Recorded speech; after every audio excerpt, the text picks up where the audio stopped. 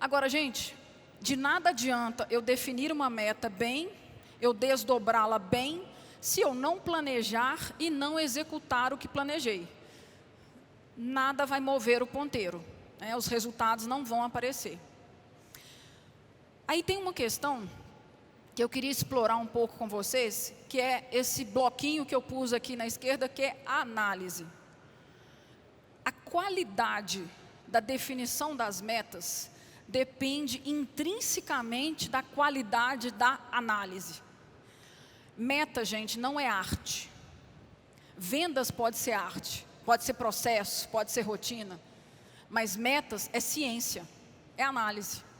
Ali mora o coração de uma boa meta, uma meta bem definida. E o que é uma meta bem definida? É uma meta que desafia as pessoas, desafia o time a buscar ou desenvolver conhecimento. Por favor, associem sempre essas duas coisas. Você não tem um resultado diferente fazendo aquilo que você sempre fez, não é verdade? Isso não é um ditado clássico. Isso tem que ser traduzido aqui também. Se eu ponho uma meta, né, de melhorar algum resultado, eu tenho que ter como pressuposto que se eu não estou lá ainda, é porque o meu time não sabe como chegar lá. Ele precisa de conhecimento. E esse conhecimento, ele tem duas grandes fontes. Os dados, ou seja, roda essas análises, e o conhecimento advindo da experiência. É lógico que se eu pegar, por exemplo, um mecânico que está há 20 anos trabalhando com um determinado processo, esse cara conhece muito, ele tem muito conhecimento. E não podemos, de maneira alguma, desprezar esse conhecimento. Nós precisamos unir esse conhecimento com o conhecimento que eu extraio dos dados. Então, fazer uma boa meta significa que eu vou engajar as pessoas, elas vão se sentir motivadas. Isso é muito bacana, porque bater metas dá uma sensação de autorrealização, mas as metas precisam ser exequíveis. Metas que são praticamente impossíveis, elas desanimam o time, ao contrário de engajar. O que eles pensam? Não consigo mesmo, jogo a toalha logo no começo, para que eu vou me esforçar? A meta tem que dar aquele friozinho na barriga, né? Ela tem que ser desafiadora, mas ela tem que ser exequível. E o líder aqui tem um papel fundamental, que é de apoiar esse time na busca pelo conhecimento. Esse conhecimento pode estar dentro da empresa, pode estar dentro do próprio time, mas pode estar em outros times, pode estar fora da empresa, pode estar em outro setor completamente diferente. E o líder, então, ele tem um papel de articulador, né, nessa busca pelo conhecimento. Em análise, em especial, houve uma mudança. Eu falei dos conceitos, né, ou seja, dos fundamentos que não mudaram, da importância da análise, mas teve uma mudança que é bastante importante, que são o que eu chamo das ferramentas para a análise.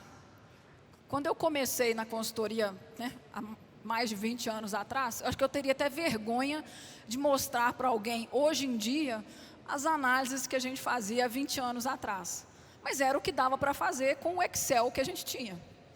Hoje em dia, você tem ferramentas muito mais potentes, que nos permitem usar um volume de dados, eu diria, infinito, porque você pode usar capacidade de processamento em nuvem, não precisa necessariamente estar ali limitado na máquina que você tem.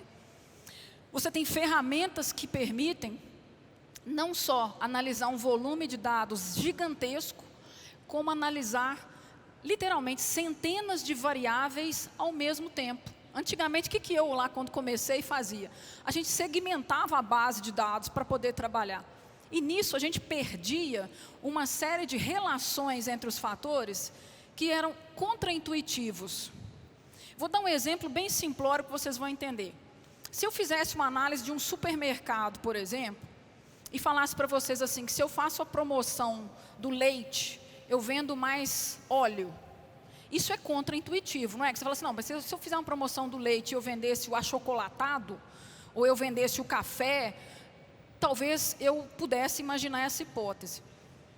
E hoje, com esse poder analítico que existe à disposição, você consegue descobrir relações que não são intuitivas e que antes elas ficavam tolhidas pelo viés do analista que definia previamente as hipóteses. Então, o universo descortinou esse ponto das análises ao ponto hoje não só da gente conseguir analisar massas de dados gigantescas com inúmeras variáveis ao mesmo tempo, mas como também a gente consegue trabalhar com os algoritmos, com a inteligência artificial, chegando ao ponto de sermos prescritivos. E isso alimenta o planejamento. Veja que, se eu virar, por exemplo, para um vendedor de loja e falar com ele assim, você vai ter que fazer uma análise para entender qual é o momento que você vai atender o cliente, como você vai atender. Não é o papel dele. Talvez ele nem saiba fazer isso. Mas se eu entregar para ele as ações prontas, falo, poxa, vai lá e executa isso aqui. Siga isso aqui, siga este passo a passo, que se você fizer isso, você vai converter mais vendas, e ele fizer um teste e aquilo realmente trouxer uma maior conversão, para ele aquilo é possível de ser seguido, é possível de ser executado. Então, nós precisamos caminhar cada vez mais para o campo da prescrição, porque o campo da análise, ou seja, os bastidores, a gente tem gente especializado que pode ajudar com isso. Em grandes empresas, a gente já tem, por exemplo, equipes de cientistas de dados, que fazem, que processam as análises, que constroem os algoritmos. Em empresas pequenas e médias, existem pacotes, produtos, serviços, softwares, que a gente chama as a service, né? Que estão disponíveis hoje em dia e que podem ser usados e dali a gente extrair belos inputs. Se a gente conseguir fazer esse planejamento e essa execução e volta na análise para verificar a eficácia do que foi feito, se nós conseguirmos fazer esse ciclo girar cada vez mais rápido, isso significa que a nossa tomada de decisão é mais ágil. Agilidade, aliás, é uma coisa que veio sendo bastante comentada, explorada aí nos últimos anos, mas não necessariamente da forma adequada, pelo menos no meu ponto de vista.